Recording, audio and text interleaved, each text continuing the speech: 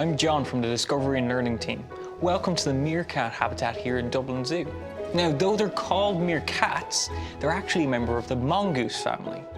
These kinds that we have here are slender-tailed meerkats.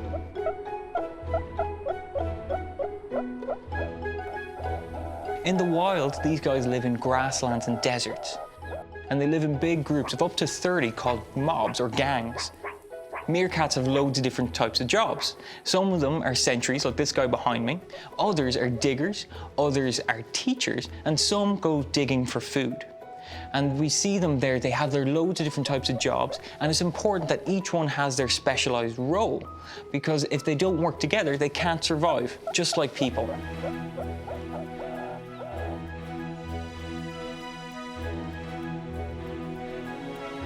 Now, like people, it's important that meerkats communicate with each other. They make all kinds of different sounds to let each other know that it's safe, sometimes when it's dangerous, and what kind of predators might be around. But not only do they chirp and chatter and squeak at each other, but they also scent mark. So they have a little scent pouch just below their tail, and they'll rub that against plants, rocks, and sometimes against other meerkats, leaving this pungent paste all over their friends.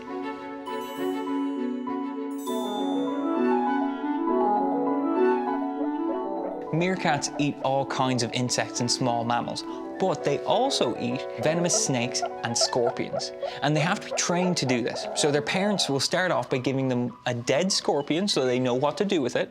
Then they give them a live one with its tail bitten off, and that way they can learn how to catch them while they're still moving. And then once they're ready, their parents will give them a live scorpion with its stinger still on and see how they get on with them.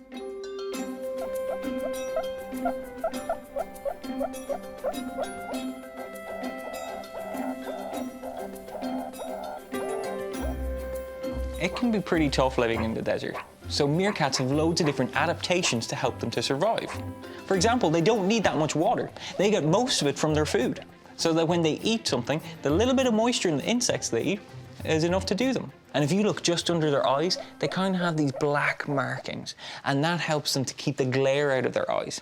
They even have an extra pair of eyelids to help keep dust out of their eyes while they're digging.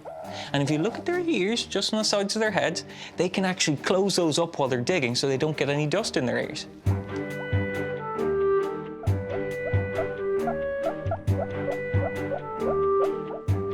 Meerkats love to sunbathe.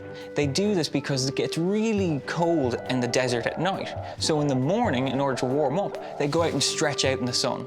They have very little fur on their tummy, and the skin there is also quite black, and that helps to absorb as much sunlight as possible, just like you wearing a black t-shirt on a sunny day.